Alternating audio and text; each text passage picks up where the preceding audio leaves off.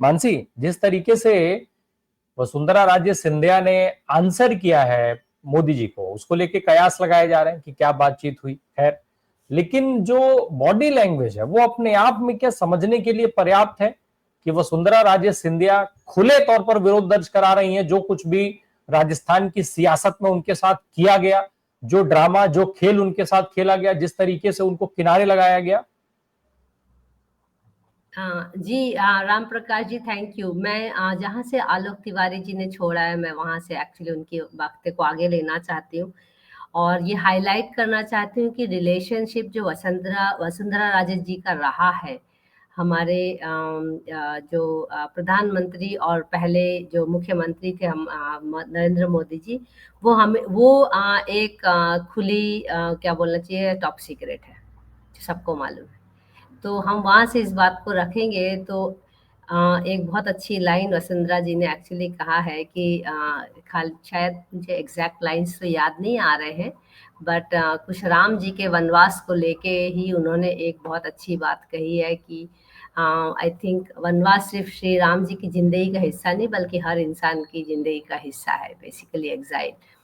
और एक political leader को हारने जीतने से उसके काम में बहुत फर्क नहीं आना चाहिए आइडियली, अगर वो पब्लिक लीडर है तो। और जीतना हारना is part of the game, पर हर काम खाली जीतने के लिए करना और अपने ही पार्टी के अंदर हराना जिताना, ये ऑफ कोर्स पॉलिटिकल पार्टी का अपना प्रेरोगेटिव है। पर वसुंधरा राजे जी एक सीजन्ड प्लेयर है और इम्पॉर्टेंटली मेरे लिए बहुत मायने रखता है उनके कामों को फॉलो करना, क्योंकि वो एक महिला लीडर भी है। देश में उतने महिला लीडर्स नहीं है जो अपने बलबूते पे लीडर्स का रोल मेंटेन करती हैं और चलती हैं। जयललिता जी, वसुंधरा जी, ममता दीदी, शीला जी, ये सब जो लीडर्स हैं जिन्होंने अपना करियर ऑफ कोर्स पार्टी के अंदर ही बनाया, बट इनके करियर इस पुरुष प्रधान पॉलिटिकल स्पेस में आसान नहीं रहा और उन्होंने अपने आसान ना होने के बावजूद भी जो एक लेवल ऑफ डिग्निटी मेंटेन करना, जो एक लेवल ऑफ अपना रुतबा मेंटेन करना, ये I think master class for women leadership in the country में ये चारों महिलाओं को पढ़ा जाना बहुत जरूरी है। क्योंकि जो इसके अलावा काफी सारे अभी प्रो पार्टी लीडर्स हैं जो हम देखते हैं, कोई भी पार्टी में फॉर दैट मैटर, बहुत सारी महिलाएं लीडर जो हैं वो इसलिए लीडर बनी हुई है क्योंकि वो अपने पार्टी हेड्स की सेवा में लगी हुई है। तो वो जो आलोक जी ने कहा कि ट्रू लीडर को हमको समझना जरूरी है कि ना तो वो खाली आवाम की आवाज है, बट वो अपनी आवाज भी तो इसका स्ट्रॉन्ग सिस्टम में रख सकती है। तो वसुंधरा जी का जो पोजीशन था उसके तहत अगर वो कुछ समय या उनको प्रमोट नहीं किया गया, जहां तक मुझे याद है राजस्थान और हरियाणा में उनको स्टार कैंपेनर का ये दर्जा दिया गया था, उन्होंने उसको एक्सप्लॉइट नहीं किया, वो ये उनका अपना चॉइस है या जो भी कारण होगा। बट जैसे चीफ मिनिस्टीरियल पोजीशन उनको या उनके सन को देना नहीं देना, ये पार्टी का भी अपना अपना सोच है। पर मैं एक्चुअली वुमेन लीडरशिप पे ज़्यादा फोकस करना चाहूँगी वसुंधरा राजे जी से लेके। अगर वसुंधरा राजे जी जैसे लोग, शीला दीक्षित जैसे लोग, ममता जी जैसे लोग, if they put their foot down in front of this men politics, I think future में कभी women politics, purely women political leader पाना हमारे लिए बहुत ही मुश्किल हो जाएगा। तो वो जैसी भी लीडर हैं, जितने साल भी रही हैं, वो सब मेरे लिए सेकेंडरी बात है, बट इम्पॉर्टेंट है कि अपनी बात पे खड़े रहना। आज उन एक्चुअली आज रूलिंग पार्टी को राजस्थान में उनकी ज्यादा जरूरत है, ना कि उनको रूलिंग पार्टी की जरूरत है। ये हमको बात समझना पड़ेगा। और ये वसुंधरा जी क्योंकि एक सीजन्ड प्लेयर है और एक एक्चुअली तपी हुई पॉलिटिकल लीडर है, ना कि अपॉर्चुनिस्टिक पॉलिटिकल लीडर है, उन्होंने अपने हर कदम राजस्थान का अपने पैरों से चल के, हर इंसान से जुड़ के उन्होंने अपना लीडरशिप एस्टैब्लिश किया है। वो जीते या हारे, उनका रुतबा वही रहेगा स्टेज में।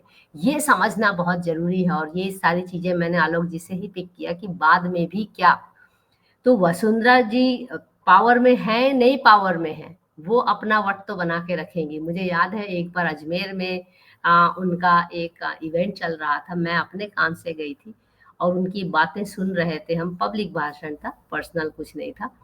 तो उनका जो एक कॉन्फिडेंस है और उनका जो एक नॉलेज है अपने रीजन के बारे में, वो तो उनसे कोई नहीं ले सकता ना। उनका जो अपने फॉलोअर्स के ऊपर जो ग्रिप है, जो उनको भरोसा है अपने फॉलोअर्स पे और फॉलोअर्स का जो उन पे भरोसा है, उसके बलबूते पे वसुंधरा राजे जी, मुझे तो आश्चर्य होता है कि उनकी जैसी महिला अभी तक सेंटर में क्यों नहीं है। पर कई सारे लीडर सेंटर में इसलिए हैं क्योंकि वो जी हुजूरी में है।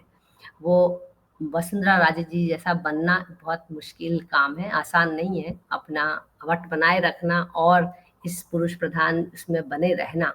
तो कहीं न कहीं वो हेड ऑन अगर होगा, मुझे जहाँ तक ये भी याद आ रहा है कि उन्होंने शायद रिसेंटली आरएसएस ऑफिस में भी लोगों से मिली हैं। अब मुझे उसका आउटपुट तो नहीं पता है क्या है। तो कहीं न कहीं अब जो रीजनल लीडर्स हैं जो ओवरशैडोड थे लास्ट कुछ समय में फॉर गुजरात मॉडल से ओवरशैडोड थे, वो अपना अब फिर से अपनी क्या बोलना चाहिए, अपना position in the overall party वो रिक्लेम तो करेंगे। आज नहीं तो कल तो वो रिक्लेम करेंगे, ये जानते हुए कि चीजें अब बदल रही हैं, विद इन द पार्टी भी बदल रही हैं। जो भी चेंज आएगा अब अंदर से ही आएगा। बाहर के अलग पार्टीज, इंडिया ब्लॉक की पार्टी शायद वो चेंज नहीं ला पाएगी जो अंदर से आएगा। आप राम प्रकाश जी। डॉक्टर मानसी, एक थोड़ा संक्षिप्त में जवाब। जो अभी आलोक सर ने बात छेड़ी, क्या क्रिकेट मैच में हाथ ना मिला लेने से महिलाओं की भावनाएं या महिलाओं की जो जिंदगी बर्बाद हुई, जिसमें जो शहीद शिवम की पत्नी ने जो बात कही, जो तमाम सवाल उठाए, उन सवालों के जवाब मिल जाते हैं कि आखिर ऑपरेशन सिंदूर का प्रधानमंत्री जिक्र कर लें। पहलगाम में 26 निर्दोष नागरिक मार दिए गए, जिस पत्नी के सामने उसके पति की नृशंस हत्या कर दी गई, और आप उसके बाद बड़े बड़े डायलॉग आपने बोले कि जो है वो आतंकवाद और पानी एक साथ नहीं चलेगा, तो आतंकवाद और मैच एक साथ चलने देंगे? क्या देश को ये सारी चीजें समझ में नहीं आ जानी चाहिए? क्योंकि बहुत सारे लोग तो अभी भी जश्न मना रहे थे। जी, एक्चुअली तो इस टॉपिक पे हमको अलग से ही डिस्कस करना चाहिए कि ये मैच खेला ही क्यों गया। पहली बात, अगर इतना एनिमोसिटी था, और पर्सनली मैं तो ये एनिमोसिटी आज तक समझ नहीं पाई। मैं खुद 50 पार हूँ, तो मुझे तो समझ में ही नहीं आता कि जो मेरे छोटा भाई या छोटी बहन जैसा भी बोलना चाहे दो देशों को, अगर हमको अलग किया गया है तो मुझे दुश्मनी का कोई कारण नहीं दिखता देशों के बीच में। हाँ, अब उसमें कुछ लोग टेररिस्ट हैं, उनको पनिशमेंट होना चाहिए, कोई भी देश करे। तो क्या सड़क पे जो हमारे यहाँ गुंडागर्दी करते हैं आजकल, हम उनको टेररिस्ट क्यों नहीं बोलते, वो एक अलग डिस्कशन है।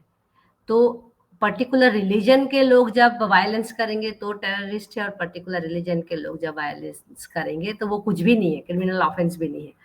तो क्रिकेट तो देखिए एक पैसा कमाने का जरिया था। मैं तो क्रिकेट को वैसे भी नहीं मानती कि वो स्पोर्ट्स है। मेरे लिए क्रिकेट और बॉलीवुड में कोई अंतर नहीं है पर्सनली। दोनों ही नाचने और नचाने का गेम है जिसमें बहुत सारे पैसे बनते हैं और जनता मूर्ख बनती है अपना पैसा डाल के। तो मैंने लोगों को देखा कि इस क्रिकेट को देखने में लोग ऑपरेशन सिंदूर की वो भावनाएं बाहर ला रहे थे। वो भावनाएं कहीं भी, जो लोगों की मृत्यु हुई, जिनके परिवार के लोग आज भी शोक मना रहे, वो भावनाएं कहीं भी उसके पास नहीं थी, उनसे सहानुभूति नहीं था। जिस भावना से, दुर्भावना से ऑपरेशन सिंदूर को टीवी में दिखाया गया, उसी दुर्भावना से टीवी में क्रिकेट मैच भी दिखाया गया। तो मेरे लिए दोनों में एक्चुअली कोई अंतर नहीं है। एक हमारे डिफेंस सर्विसेज ने खेला, अनफॉर्चुनेटली खेला यू शब्द यूज किया, मैंने वापस लेती हूँ, उन्होंने परफॉर्म किया। और दूसरा हमारे क्रिकेटर्स, पहली बात तो क्रिकेट को इतना सिर पे चढ़ाना ही क्यों, तो उससे हमको ऑपरेशन सिंदूर का बदला लेना है, ये सोच ही गलत है। और खिलाड़ी जब तो वो स्पोर्ट्स तो वैसे ही नहीं खेल रहे थे, ये तो मतलब किसी तरह का स्पोर्ट्स नहीं। अगर स्पोर्ट्स में स्पोर्ट्स पर्सनशिप नहीं है और स्पोर्ट्स खेला ही पीस के लिए जाता है, तो स्पोर्ट्स का मीनिंग ही खत्म हो गया। तो क्रिकेट स्पोर्ट्स है ही नहीं। तो हम लोग को क्रिकेट को स्पोर्ट के दर्जे से हटा देना चाहिए। जो कंपनी टैक्स नहीं भरती देश को, जो कंपनी भर भर के खिलाड़ियों को पैसा देती है और सारे अय्याशी कराती है, वो बॉलीवुड से अलग नहीं है। तो मेरे लिए तो मतलब उसको ऑपरेशन सिंदूर से जोड़ना ये निहायत ही मूर्खता है। ये मीडिया का परोसा हुआ एक ऐसा स्टोरी है जिसका कोई रिलेशन नहीं है। ऑपरेशन सिंदूर एक सीरियस मामला था, और क्रिकेट जो खेला गया अभी एशिया कप भी सीरियस मामला है, और इसको स्पोर्ट्स को पीस के लिए यूज किया जाता है। तो कोई कोई तोप नहीं मारा हाथ नहीं मिला के, और मैंने देखा पाकिस्तानी कैप्टन ने भी चेक फेंक दिया। आई थिंक ये बहुत बचकानी हरकतें हैं, बहुत ज्यादा आपको खेलने ही नहीं जाना चाहिए था। आप खेल के पैसा भी कमाएंगे और बाद में अपनी बेवकूफियों का प्रदर्शन करेंगे।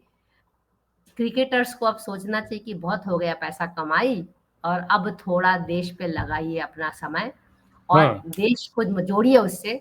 कोई रिलेशन नहीं है क्रिकेट और देश का। अगर क्रिकेट का रिलेशन देश से होता तो पहली बात तो उनके स्टेटमेंट आते। किसी क्रिकेटर का स्टेटमेंट नहीं आया जब पहलगाम का अटैक हुआ। किसी क्रिकेटर का स्टेटमेंट नहीं आया कि हम नहीं खेलेंगे। खेल लिया, पैसा कमा लिया, 3 बार मैच हुआ पाकिस्तान के साथ, भर भर के पैसा कमाया, टीवी में टीआरपी कमाया। सिर्फ आपने मेडल नहीं लिया, और सामने वो भी पब्लिक में, पीछे तो लिया ही ना पूरा पैसा। तो ये जो ढोंगीपन है ना, ये मीडिया का परोसा है। और क्रिकेटर्स मेरे लिए कोई मायने नहीं रखते इस देश में। उनका कंट्रीब्यूशन देश में कुछ नहीं है, अदर देन बहुत सारे आदमियों को बेवकूफ बनाना और टीवी में चुपचाप बिठा के रखना। हाँ, ये बहुत बड़ा कंट्रीब्यूशन है कि बहुत सारे आदमी टीवी में चुपचाप चिपक के बैठे रहते हैं। वो गलत काम करने थोड़ा कम जाते हैं जिस वक्त क्रिकेट होता है। यही इस क्रिकेट का सबसे बड़ा कंट्रीब्यूशन है इस देश में। रुकती हूँ मैं। बिल्कुल।